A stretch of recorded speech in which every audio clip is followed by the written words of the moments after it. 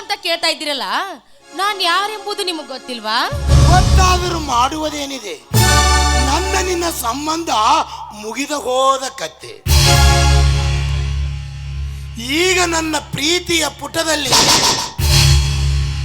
ಹೊರದಲ್ಲಿ ನಿನ್ನ ಹೆಸರು ಅಳಿಕಿ ಹೋಗಿದೆ. ಈಗ ನನಗೆ ಬೇಕಾಗಿರುವುದು ಹೊಸ ಹಕ್ಕಿಯ ಅಕ್ಷರಗಳು.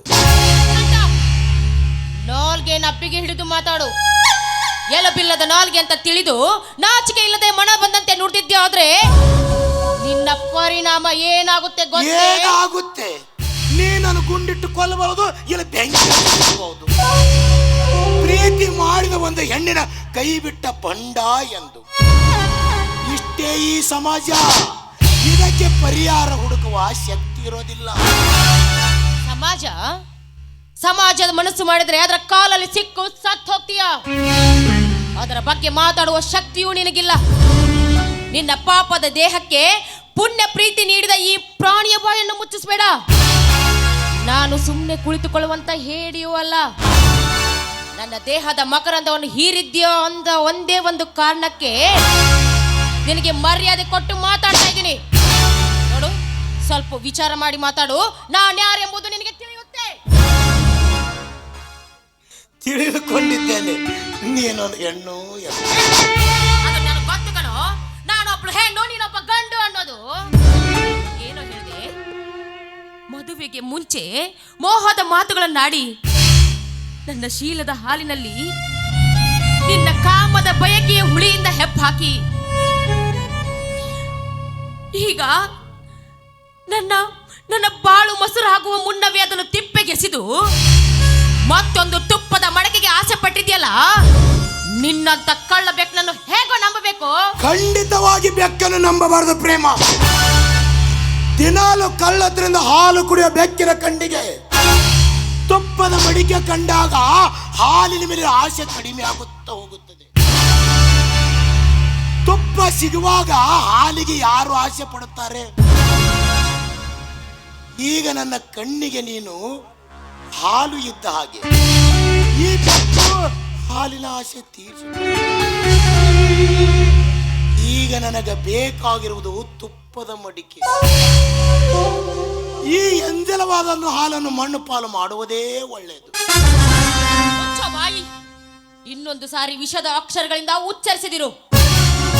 ನಿನ್ನ ಕಲ್ಮುಷದ ಕರುಣೆಗೆ ತೆರೆದೂಗಿ ನಿನ್ನ ಪಾಪದ ಪ್ರೀತಿಗೆ ಒಳಗಾಗಿ ನನ್ನ ನಿಷ್ಠೆ ಎಂಬ ಶೀಲವನ್ನು ನಿನ್ನ ಕೆಟ್ಟ ಗುಣಗಳಿಂದ ಸುಟ್ಟು ಹಾಕಿದೀಯ. ಈ ಹೆಣ್ಣು ನಿನಗಾಗಿ ಕೆಟ್ಟಿದ್ದಾಳೆ. ಆದ ಮೇಲೆ ನನಗೆ ಪತಿ ಆಗುವುದು ನಿನಗೆ ಕಟ್ಟಿಟ್ಟ ಬುತ್ತಿ.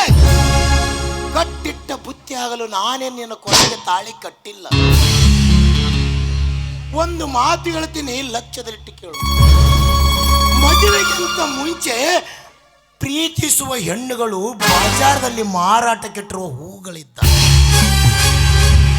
ಹೂಗಳನ್ನು ಕೊಂಡುಕೊಳ್ಳುವ ವ್ಯಾಪಾರಿ ತನ್ನ ಮನಸ್ಸಿಗೆ ಬಂದ ಸುಂದರವಾದ ಹೂವನ್ನು ಮೂಸಿ ನೋಡಿ ಕೈ ಬಿಡುವುದು ಸ್ವಾಭಾವಿಕ. ಮೂಸಿ ನೋಡಿದ ಹೂವನ್ನು ಕೊಂಡುಕೊಳ್ಳಬೇಕೆಂಬ ಕಟ್ಟಪ್ಪಣೆ ಏನಿರುವುದಿಲ್ಲ. ತನ್ನ ಮನಸ್ಸಿಗೆ ಬಂದ ಹೂವನ್ನು ವ್ಯಾಪಾರಿ ಕೊಂಡೊಯ್ಯಬಹುದು. ಅದರಂತೆ ನೀನು ಬಜಾರ್ದಲ್ಲಿ ಮಾರಾಟಕ್ಕಿಟ್ಟಿರುವ ಹೂ ಇದ್ದ ಹಾಗೆ. ನಮ್ಮಂತವ್ರು ನಿಮ್ಮಂತವ್ರಿಗೆ ಒಂದೆರಡು ಸಲ ಪರೀಕ್ಷೆ ಮಾಡುವುದು ಸ್ವಾಭಾವಿಕ. ಅಷ್ಟಕ್ಕೆ ನೀನು ನನ್ನನ್ನೇ ಪತಿ ಎಂದು ತಿಳಿದುಕೊಳ್ಳೋದು ತುಂಬಾ ಮೂರ್ಖ. ನೀಚ. ಪ್ರೀತಿಗಾಗಿ ಪ್ರಾಣ ಕೊಡ್ತೀನಿ ಅಂತ ಪ್ರಮಾಣ ಮಾಡಿದೆಯಲ್ಲೋ. ಎಲ್ಲಿದೆ ಆ ನಿನ್ನ ಕರುಣೆ? ಎಲ್ಲಿದೆ ಆ ನಿನ್ನ ಪ್ರೀತಿ? ನಿನಗೆ ತಾಳಿ ಕಟ್ಟಿ ಸ್ವರ್ಗಲೋಕದಲ್ಲಿ ಮೆರೆಸ್ತೀನಿ ಅಂತ ಹೇಳಿದ್ಯಲ್ಲ, ಎಲ್ಲಿದೆ ಆ ನಿನ್ನ ಮೋಹದ ಮಾತುಗಳು? ಎಲ್ಲಿ ಅಡಗಿವೆ? ಯಾಕೆ ಮನವಾಯ್ತಾ ನಿನ್ನ ಹೃದಯ? ಮಾತು ಬರ್ತಾ ಇಲ್ವಾ? ಹೇಳೋ, ಮಾತಾಡು. ಮದುವೆಗಿಂತ ಮುಂಚೆ ಹೆಣ್ಣಿನ ಯೌವನವನ್ನು ಕದಿಯುವಾಗ ಸಂಚಿನ ಮಾತುಗಳು. ಇದೇನು ಹೊಸದಲ್ಲ ಈ ಕಲಿಯುಗದಲ್ಲಿ. ಎಲ್ಲಾ ಪುರುಷರು ಪ್ರೀತಿಸುವ ಹೆಣ್ಣುಗಿನ ಯೌವನ ಕದಿಯುವಾಗ ಹೇಳಿದ ಮಾತನ್ನೇ ನಾನು ಹೇಳಿದ್ದೀನಿ. ಇದು ಕಾಮನ್.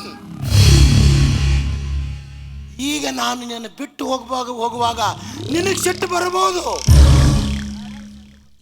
ಈಗ ಸುತ್ತಮುತ್ತ ಯಾರು ಇಲ್ಲ, ನಿನ್ನ ಕಾಲಲ್ಲಿ ಚಪ್ಪಲಿತ್ತು ನಾನು ಹೊಡಿ, ಆದ್ರೆ ನಾನು ಸಿಟ್ಟಾಗಲ್ಲ. ಈಗ ನಾನಿನ ಮದುವೆ ಆಗದ ಮಾತ್ರ ನಾನು ಮನಸ್ಸು ಮಾಡಿದ್ರೆ ನನ್ನನ್ನು ಮದುವೆ ಆಗೋದಕ್ಕೆ ನಿನ್ನಂತ 10 ಗಂಡುಗಳು ಮುಂದೆ ಬಂದು ನಿಲ್ತಾರೆ. ಆದ್ರೆ ನಾನು ಮನ ಕೊಟ್ಟಿದ್ದು ನಿನಗೆ, ನನ್ನ ದೇಹ ಕೊಟ್ಟಿದ್ದು ನಿನಗೆ. ಎಂಜಲಾದ ಈ ದೇಹವನ್ನು ಮತ್ತೊಬ್ಬರಿಗೆ ಒಪ್ಪಿಸೋದಕ್ಕೆ ನನ್ನ ಮನಸ್ಸು ಮುಂದಾಗೋದಿಲ್ಲ. ನೋಡು, ಅದು ಅಲ್ಲದೆ ನಾನು ನಿನ್ನ ಪಾಪದ ಪಿಂಡ ನನ್ನ ಗರ್ಭದಲ್ಲಿ ಬೆಳೀತಾ ಇದೆ. ನಾನೀಗ 3 ತಿಂಗಳ ಗರ್ಭಿಣಿ. ನಿನಗೆ ಕೈ ಮುಗಿದು ಕೇಳ್ಕೊಳ್ತೀನಿ, ಈ ಸಮಾಜದಲ್ಲಿ ನನ್ನ ಮರ್ಯಾದೆ ಉಳಿಬೋದಾ? ಈ ಸಮಾಜ ನನ್ನನ್ನು ಮೆಚ್ಕೊಳ್ಬಹುದಾ? ನೀನೇ ವಿಚಾರ ಮಾಡು. ಈ ಸಮಾಜ ಮೆಚ್ಚಿಕೊಳ್ಳುವಂತ ಉಪಾಯ ನಾನು ನಿನಗೆ ಹೇಳಿಕೊಡ್ತೇನೆ. ನೀನೇನು ಚಿಂತೆ ಮಾಡಕ್ ಹೋಗ್ಬೇಡ. ಹಣಕ್ಕಾಗಿ ಬಾಯಿ ತೆರೆದು ಕುಳಿತಿರುವ ಡಾಕ್ಟರ್ ಹತ್ರ ಹೋದ್ರೆ ನಿನ್ನ ಗರ್ಭದಿರೋ ಪಾಪದ ಪಿಂಡ ತೆಗೆದು ನಿನ್ನನ್ನು ಪವಿತ್ರ ಹೆಣ್ಣಿನಂತೆ ಮಾಡುತ್ತಾನೆ.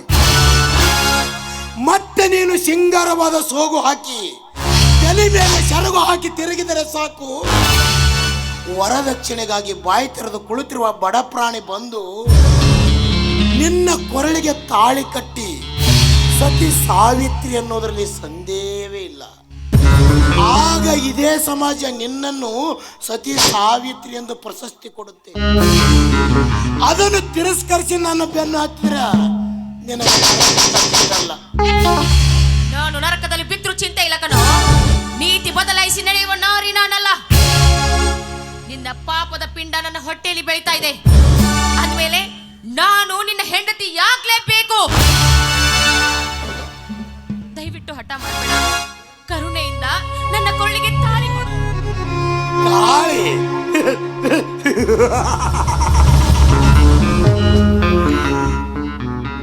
ಕತ್ತೆಗೇನು ಗೊತ್ತು ಕಸ್ತೂರಿಯ ವಾಸನೆ, ಕುರುಡನಿಗೇನು ಗೊತ್ತು ಜಗತ್ತಿನ ಸೌಂದರ್ಯ, ಪಂಜೆಗೇನು ಗೊತ್ತು ಹೆರಿಗೆಯ ನೋವು, ನಿನ್ನಂತ ಸೂಳಿಗೇನು ಗೊತ್ತು ತಾಳಿ ಕಿಮ್ಮತ್ತು. ಒಂದು ಮಾತು ಹೇಳ್ತೀನಿ, ಲಕ್ಷ್ಯದಲ್ಲಿಟ್ಟುಕೋ. ನಿನಗಷ್ಟೇ ಅಲ್ಲ, ನಿನ್ನಂತ ಹೆಣ್ಣುಗಳ ಸಹ ನೆನಪಿನಲ್ಲಿಟ್ಟುಕೊಳ್ಳಲಿ. ಸಂಪತ್ತು ಇದೆ ಎಂದು ಸಕ್ಕು ತೋರಿಸಬಾರದು, ಹೊಟ್ಟಿ ಹಸಿದಿದೆ ಎಂದು ಹೊಲಸು ತಿನ್ನಬಾರದು, ಆಪತ್ತು ಬಂದಿದೆ ಎಂದು ಕಳ್ಳತನ ಮಾಡಬಾರದು. ಹೆಣ್ಣಾದವಳು ಮೈಯಲ್ಲಿ ಯೌವನ ಇದೆ ಎಂದು ಎಂದೆಂದಿಗೂ ಹಾದರತನ ಮಾಡಬಾರದು. ಲೇ ಪ್ರೇಮ, ಹಾದರತನ ಮಾಡಬಾರದು. ಸಾಕು ನಿಲ್ಸೋ ನಿನ್ನ ತತ್ವದ ವೇದಾಂತವನ್ನು. ಮತ್ತೊಬ್ಬರಿಗೆ ಬೋಧನೆ ಮಾಡೋದಕ್ಕೆ ನೀನೇನು ಪವಿತ್ರನಲ್ಲ. ನಾನು ಇವತ್ತು ಪಾಪದ ಫಲ ಹೊತ್ತು ನಿಂತಿರ್ಬೋದು ನಿಜ. ಭೂಮಿ ನನ್ನದಾದ್ರೂ ಬೀಜ ನಿನ್ನದು. ಅದಕ್ಕೆ ಒಡೆಯನಾಗಬೇಕಾದವನು ನೀನೇ ಕಣೋ. ಅದನ್ನು ತಪ್ಪಿ ನಡೆದಿದ್ದಾದ್ರೆ ನನ್ನಿಂದ ಸರಿಯಾದ ಶಿಕ್ಷೆಯನ್ನು ಅನುಭವಿಸಬೇಕಾಗುತ್ತದೆ. ಹುಚ್ಚು ಬಾಯಿ ತುಚ್ಚು ಹೆಣ್ಣೆ, ನಿನ್ನ ಎತ್ತರದ ಉಪದೇಶ ನನಗೆ ಬೇಕಾಗಿಲ್ಲ. ನೀನು ಯಾರೆಂಬುದೇ ನನಗೆ ಗೊತ್ತಿಲ್ಲ. ನೀನು ನನ್ನಿಂದಲೇ ಗರ್ಭಿಣಿ ಆಗಿದೆ, ನನಗೆ ಏನು ಗ್ಯಾರಂಟಿ? ನೋಡು, ಏನ್ ಕೇಳಿದೆ? ನಾನು ಗರ್ಭ ಹೊತ್ತಿದ್ದು ನಿನ್ನಿಂದ ಗರ್ಭಿಣಿ ಆಗಿದ್ದಕ್ಕೆ